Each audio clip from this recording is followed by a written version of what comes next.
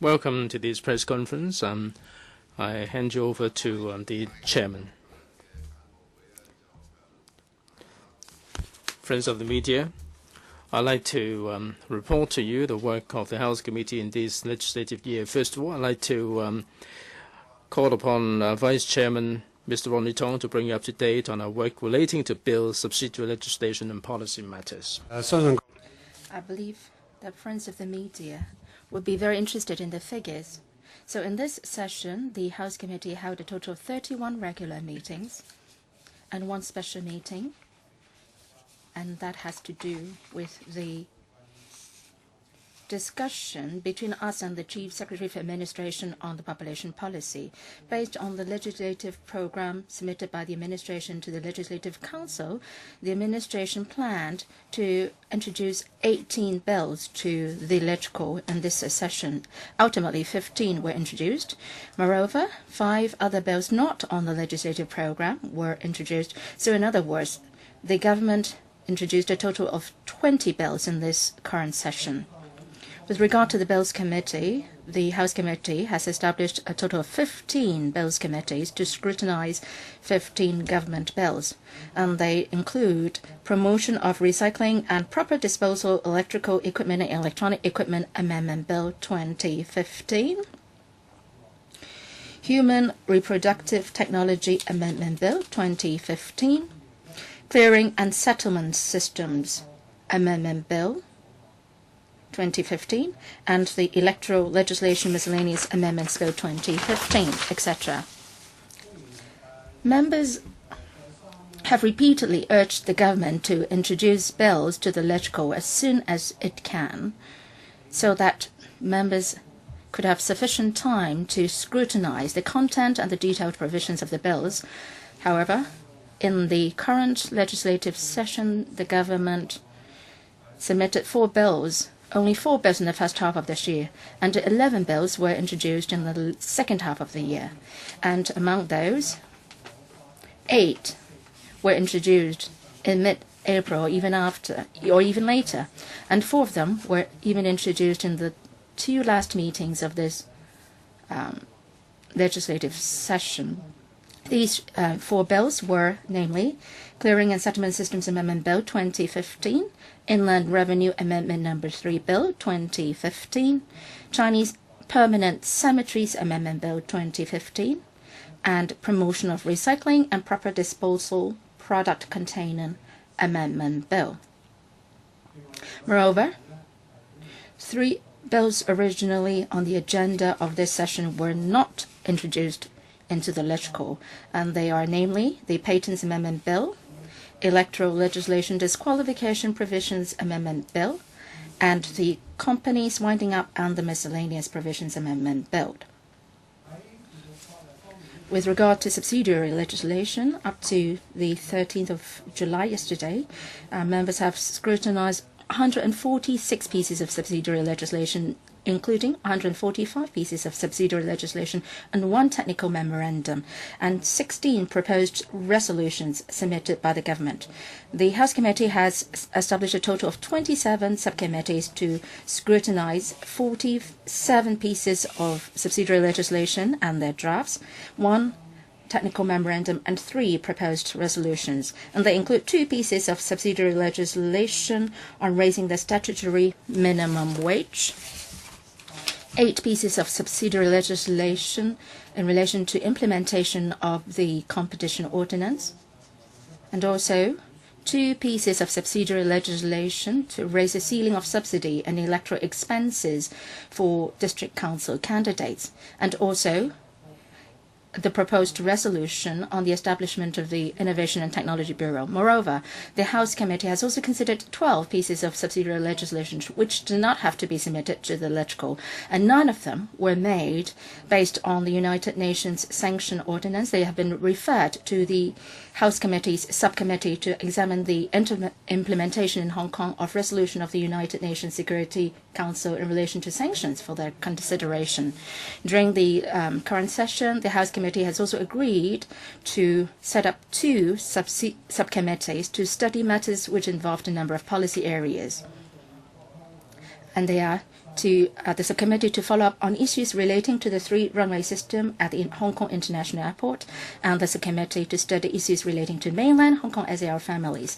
These two subcommittees will commence work in the next legislative session.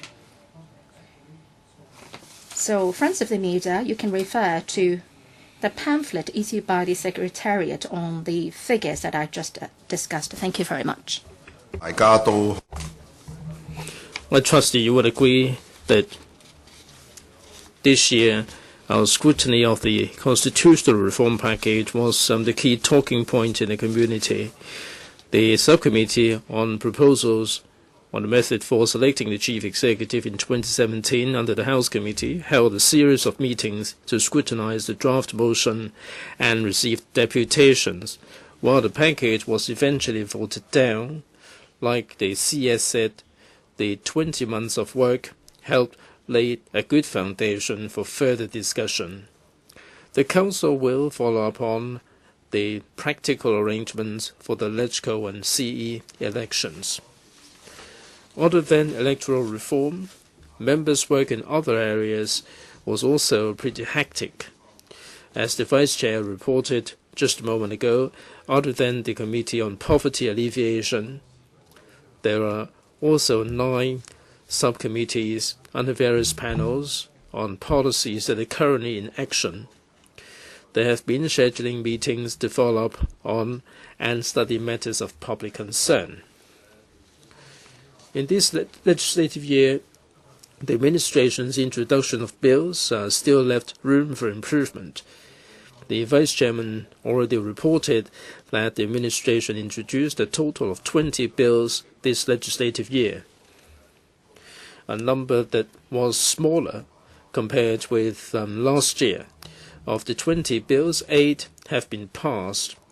4 were just presented on July 8th at the Council meeting, and the House Committee will deal with them at its meeting on October the 9th. The scrutiny of 2 bills has just been completed, and a report will be submitted to the House as soon as it is ready. The remaining 6 are still under scrutiny. Next year is going to be the last for this term. I urge the administration to present bills as soon as possible, not least those that are expected to be controversial, so as to allow members sufficient time for scrutiny. If scrutiny cannot be completed in time before the end of the term, the relevant bills will lapse, and all the work undertaken would have become abortive.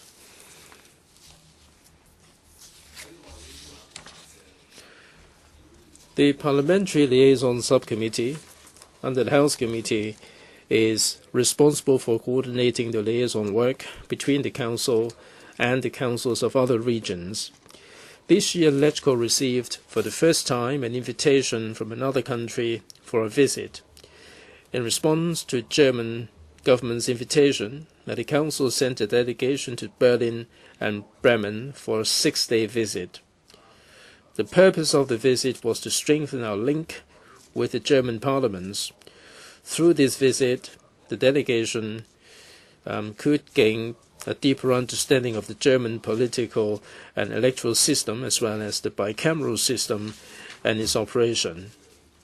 At the request of the Parliamentary Liaison Subcommittee, the House agreed to allocate a priority debate slot to the committee for it to move a motion on a duty visit. So members had an opportunity to speak on the report and for the administration to make a response. At last year's media briefing, I characterized the relationship between the executive and the legislature as confrontational and urged the executive to work harder to improve communication. Although the relationship this year was no better, I am pleased to see that at the working level, the coordination has become better. For instance, there were 4 sets of voluminous regulations on the competition tribunal. they would be presented to the Council for negative vetting. The House Committee agreed to set up a subcommittee to scrutinize the draft regulations so as to allow members enough time to study them. In the course of scrutiny, all of members' suggestions were taken on board by the administration before the regulations were presented to the Council. Also, the CS specifically asked the policy bureaus to try and avoid submitting subsidiary legislation during the period when the Appropriation Bill 2015 was deliberated. This was to avoid a situation where, due to the time taken to deal with the bill, members would not be able to move any amendments before the expiry dates. As we are entering the post-electoral reform era, both the LegCo and the Executive Council can now set aside the political wrangling and resume the path of sensible communication. The Chief Executive has extended his olive branch by reshuffling the order of the FC items so that livelihood-related funding requests can be given high priorities. He also indicated his desire to improve ties with LegCo. I also hope everyone would just set aside their differences to seek common grounds and focus our attention on livelihood and economic affairs so that Hong Kong will have some breathing space and convert our energy to do catching up. Only then will it be in keeping with the overall interest of Hong Kong. I am convinced that this is also the expectation of the public on LegCo.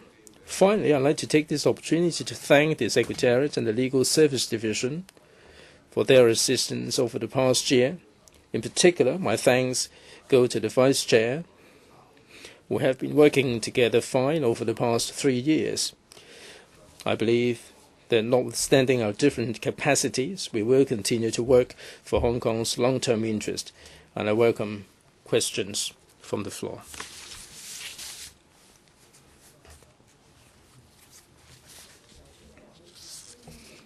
Chairman, you described the relationship between the executive and the legislature as confrontational. You used the same description last year. Has there been any improvement this year? And also in terms of the number of bills presented, the number has become smaller. Now, next year is going to be an election year. Do you expect fewer bills to be presented? Well, I said last year, I used the phrase confrontational, the word confrontational last year. We haven't seen much improvement, but things have become better at the working level. Each week, together with the Vice Chairman, we meet the CS. We keep reminding her of the importance of introducing bills. The CS has been working very hard. Unfortunately, somehow, due to some problems, they were not able to be presented. This year, last Wednesday, we saw the last remaining 4, and they will not be looked at until next legislative year. Next year will be the last in this term, and if no bills are introduced in the first half of next year, it would be unlikely that they would be able to be scrutinized, in particular those that are controversial. Perhaps Ronnie might have something to add. At the working level, especially in working with the CS in the past few years, I think the arrangement is acceptable. I think the CS has done her best. But apart from her, the CE's relationship with us, well, maybe something that should not be the subject of discussion today. As concerning the introduction of bills to the LegCo, it seems that we have never complied with the timetable. That has been so for the past decade or so since I've assumed office as the LegCo. Well, I think the last year is similar than past years. It's not improved. From cable TV, 2 questions. Chairman, after the political reform exercise, did you see any chance that the government will mend its relationship with the political parties? And also the position of the vice chairman. Do you have any candidate in mind for that post? It seems that there have been reports that the chairman doesn't want Sim Chong-kai and Kenneth Leung to take up the post. Do you want the pro-establishment camp member to take on the post? Let me take the second question first. I've said openly that at the working level, I have a very good working relationship with Ronnie Tong. The House Committee deals with procedural matters, and we should not be having political bickering here. So we've been working along so far so good. One from the pro-establishment camp, the other from the pan-democratic camp. I think that's a good mix, and we've been communicating well. And I think we should maintain this kind of communication channel. As to who should take up the post, I think it will be something for the 2 camps to discuss. I would approach him and Alan Leung and ask them to coordinate between themselves. As to who would be accepted or not, I think it's a matter really for negotiation between the 2 sides. Well, let's leave them some time and room for such negotiations to take place. Well, let me supplement. I think the vice chairman's position, I think it should be taken up by a pan-democratic camp member. This is based on work needs. Well, I've been here at the LegCo for a number of years, and this has all along been the practice. We should not make a decision lightly and ask whoever wants to do it. I think we have to deal with a lot of procedural businesses. We come from 2 different political backgrounds or parties.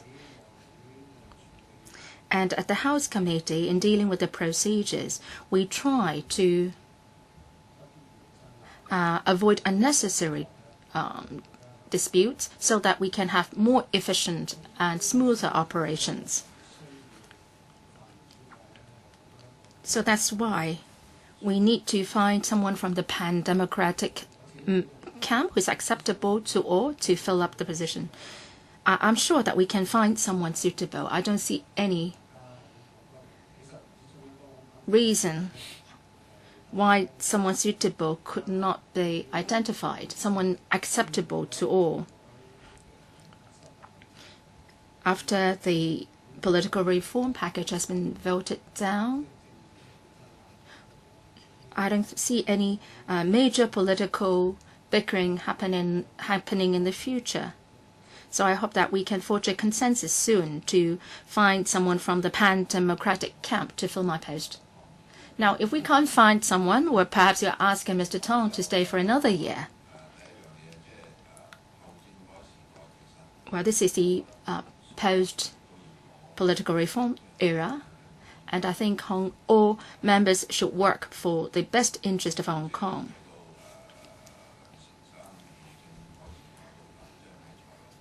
Now, Mr. C.Y. Leung has also reshuffled the items for the FC.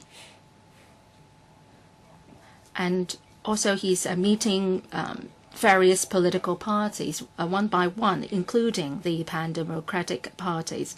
So I think we should set aside our bickering on political reform, and we should focus our efforts on improving livelihood and developing our economy. If we both share the same goal, I think we should be able to improve the relationship between the executive and the legislature. Maybe the easier question first. Why is it so important that next year being the last year of this legislature's term, that the government should table the bills earlier rather than later? Then the second question is, do you see that CY Leung's administration is genuinely trying to improve its relationship with the legislature? Given Andrew just mentioned about the shuffling of the items in the Finance Committee, but do you see Mr. Leung is sincere in trying to settle all the differences? And thirdly, for Ronnie, who do you think should really, do you have a particular name in mind in a person succeeding you as a deputy chairman of the House Committee? You mentioned that it's important for Pan Democrat, a person. Who exactly do you have in mind? Thank you. I think, the first question is very simple. Getting through a bill takes time, especially the more complicated ones. If you look at the one we just passed, the insurance ordinance, it took about, over a year. So it's really timing. If it is complicated, you need to give enough time for legislators to work out the bills. So I think it's important because last year, as the last year of the term will end in July, first week in July. So unless we have enough time, the bill will not get passed. It will be wasting everybody's effort. So I think it would be quite urgent for government to look at, especially during summer, what bill they are going to put on the agenda for us for next year. So this is quite important. I think obviously in the constitutional reform, I think the Pan Democrat and the pro-government camp each have very diverse views and therefore go against each other or in the opposite direction. But when you focus on the livelihood of Hong Kong citizens and developing the economy, I think the differences are a lot less. I think especially if we put those in front of our differences. So I think we should be able to work closer together rather than at loggerheads. And so the government as well. I think why would they if they want to move livelihood issue, they need the cooperation of the pro-government camp and also the Pan Democrats to get the bill or their policy through quickly. So I think it's in the interest of the government and also Mr. Leung to help solving the relationship between LegCo and the executive branch. So I think that's the more important thing. Ronnie. Well, Mr. Leung, some would argue that CY Leung is a person who always tries to stir up conflicts by even adding all these finance committee meetings this week. 28 hours. I think if you look at it this way, when you clap hands, you need two hands. So I think I don't want to criticize my Pan Democrat friends, but if you look at it, they may not be behave as well as the chief executive. So you need two hands to clap together. Can I just say a few words in supplement? I think you should understand that ours is a 4-year term. And after the end of the term next year, there would be a new crop of legislators being elected. And it follows constitutionally that if you have any outstanding bill which you cannot scrutinize in time, then all the work spent on that bill will be wasted when you get to the end of the term. So traditionally, the government also realizing that they would, I think, sometimes refrain from tabling a bill if they think that there would not be sufficient time to complete the consideration of that particular bill. So normally, judging from my past experience, I find that the government will sometimes table less bills in the last year, bearing in mind that if a bill cannot be completely vested, then the work of that bill would be completely wasted. So I think they would sometimes refrain from tabling a bill too late into the last year. As the second question, I confess that I am not very good in reading whether a person is sincere or not.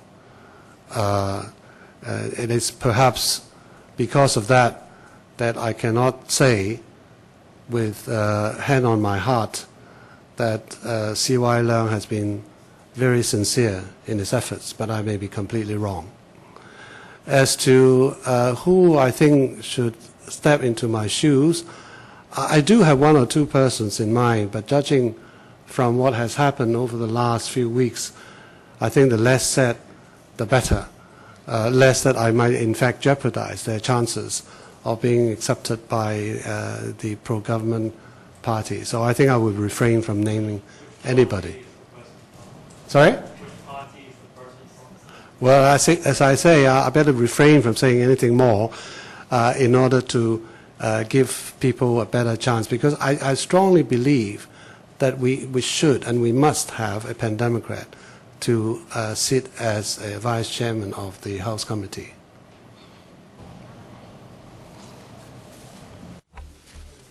Thank you very much. All the best.